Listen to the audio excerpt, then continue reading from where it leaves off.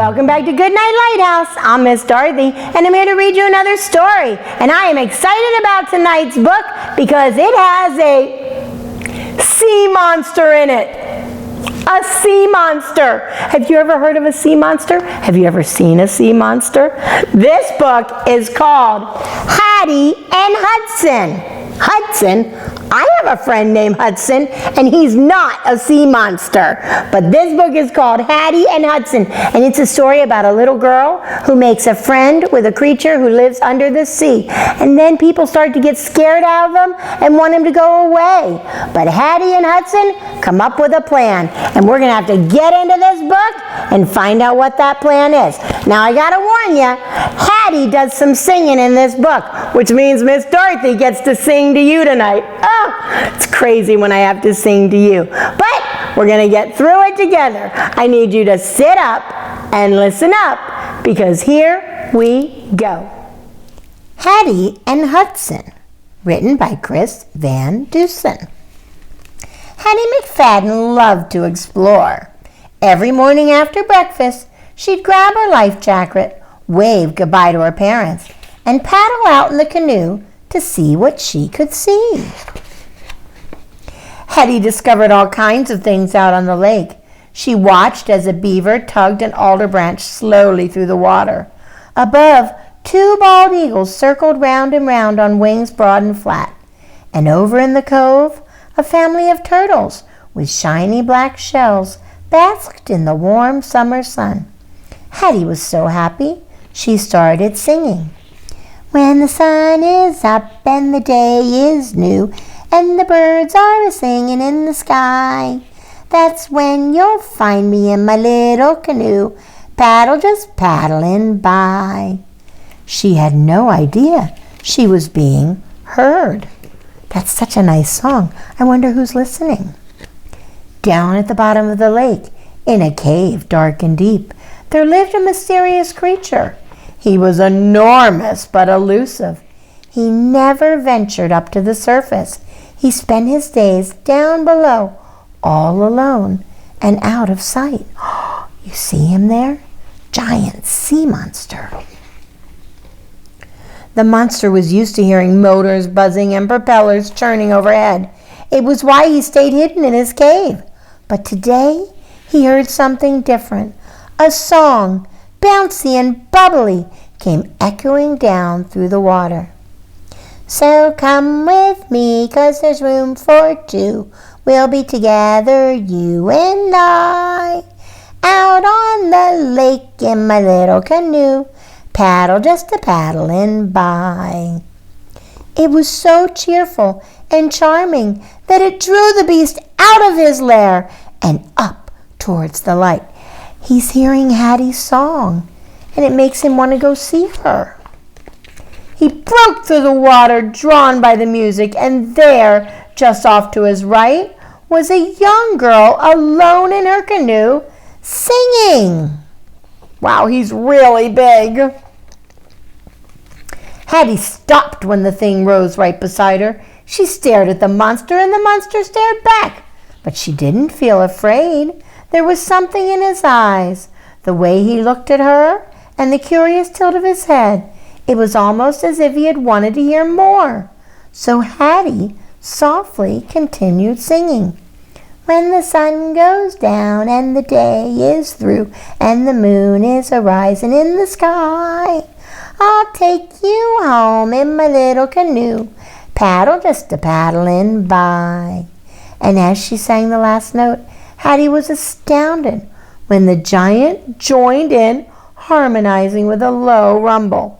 But then someone screamed. People pointed, some fainted. Motors roared as boats fled in a frenzy. Amid all the commotion, the creature slid beneath the water, and Hattie paddled slowly and silently back to the dock. Oh no, the people got scared of the monster, and the monster got scared of the people. That night, Hattie tried to sleep, but every time she closed her eyes, she pictured the green, friendly face looking down at her. She wondered if she'd ever see him again. She decided she had to find out.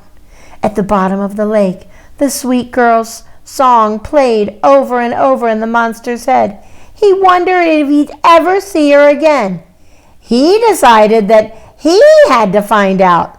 Hattie's going to look for the monster, and the monster's going to look for Hattie. Hattie paddled the canoe quietly through the darkness. She stopped, waited, and looked down into the rippling water. Suddenly, a massive black shape emerged from the depths.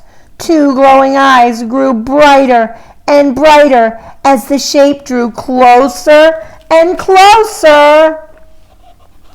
Is that the monster? Did he find her?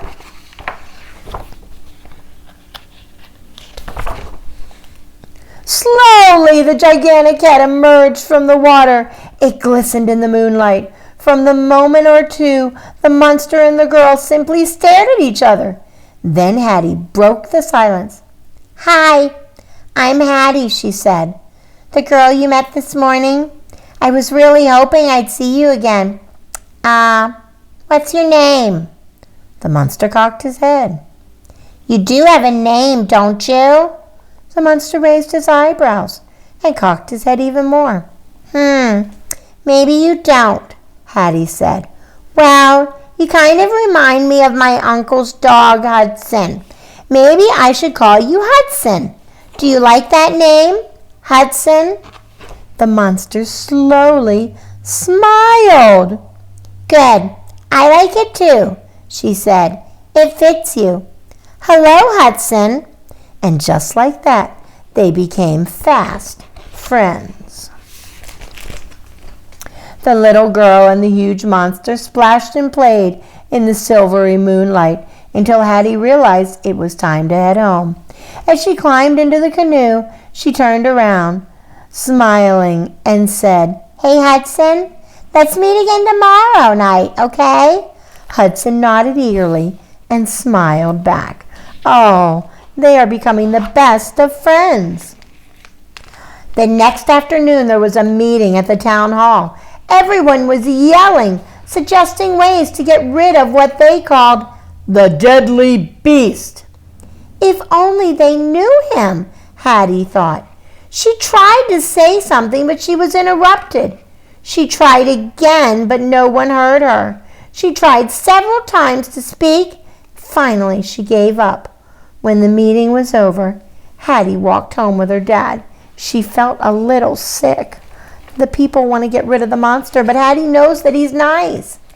Hattie snuck out again that night to be with Hudson, but when they met, she didn't feel much like paying. "The townspeople saw you yesterday," she explained. "Everybody thinks you're dangerous. Tomorrow they're coming to catch you and take you away. I don't know where to, but we can't let this happen. We need a plan." Hattie was deep in thought when Hudson abruptly nudged the canoe with his nose, nearly knocking it over. "Hey!" barked Hattie. Hudson did it again. "What are you doing?" Once again he bumped the boat. Then he looked at her and smiled brightly. "Wait a second. I think I know what you're doing," said Hattie. Then she added, "And this could work. This could definitely work. Hudson, you're a genius." They came up with a plan. At the break of dawn, Hattie paddled her canoe over the town landing. The men were already gathered, loading their boats with radars, ropes, and netting. Hattie started to feel sick again, but she had to stay focused. She had to stick to the plan. She had to save her new friend. So she paddled her canoe away from the shore and to the center of the lake. Then she waited. Now it was Hudson's turn. He swam up to Hattie. He carefully bumped the bottom of the canoe. It flipped over easily, tossing Hattie, as planned, into the water. Hattie flailed her arms. She splashed water. She pretended to be in serious peril. The men on the landing sprang into action. "Hang on!" someone hollered. "We're on our way!" The boats were coming quickly, but Hattie waited and waited until they were in perfect position. Then she signaled to Hudson. Woo! Hudson came up out of the water. putting Hattie on his head, saving her in front of all the people.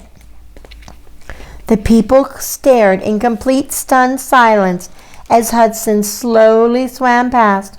When he reached the landing, he gently lowered his head so Hattie could slide off. Now it was Hattie's time to hold a meeting. "This is Hudson," she said bravely. "He's a friend of mine. I know you think he's scary and mean and dangerous, but he's actually very friendly. He won't hurt you, I promise. This lake is his home, and I think he deserves to stay. Once you get to know him, I'll sure you agree." Hattie paused. Everyone stood still. Then a young boy slowly walked up and patted Hudson gently on the nose. Another child followed, then another. Soon a few adults cautiously stepped forward. Before long, a crowd had gathered around Hudson. It took some convincing, but eventually everyone welcomed the idea of having Hudson around. He even became something of an attraction. People traveled from far and wide to spend time with the famous, friendly monster. Look, they're jumping on him like he's a toy in the pool, and they're sliding off of him. But when the sun went down and the visitors left, for Hattie and Hudson, everything was just as it had been since the beginning. And every night they met in the same place, played the same games, and splashed and frolicked under the big silver summer moon. Wow, that was such a good book. I am so happy that Hattie was able to convince all the people that Hudson was a nice sea monster. He wasn't going to hurt anybody, and he just wanted to play with the kids. But his favorite thing to do was meet his best friend Hattie in the middle of the lake. I love books about friendship, and this was a good one. Hattie and Hudson had a very special friendship. That made me happy, and I really liked the book, and I hope you did too. You know, books about friends are the best books out there because it reminds me of you and me, because you're my best friend. And I love coming here to read to you at night, and tonight I'm going to pray for my best friend. I'm going to pray for you. So will you take a minute and pray with me about our friendship? Good. Fold your hands and close your eyes. Dear God, thank you for my friend. I love them so much, and I'm so thankful they keep coming back here to read stories with Miss Dorothy. I love having friends, and I want to be a good friend. So please help me to be kind and nice and use kind words with my friends, and help my friends to do the same when they're out playing with their friends, to be kind and use nice words. In Jesus' name, amen.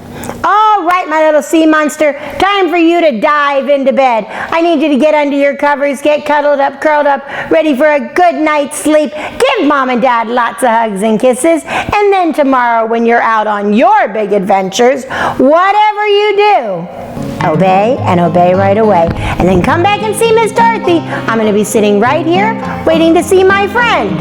And that's you. Bye. Thanks for reading with Miss Dorothy. I hope you enjoyed this book, and I hope you'll come back soon to read another.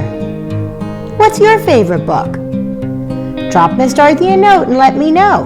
I'll go find it, and I'll read it to you. Be sure to subscribe, like, and share. I'll see you soon.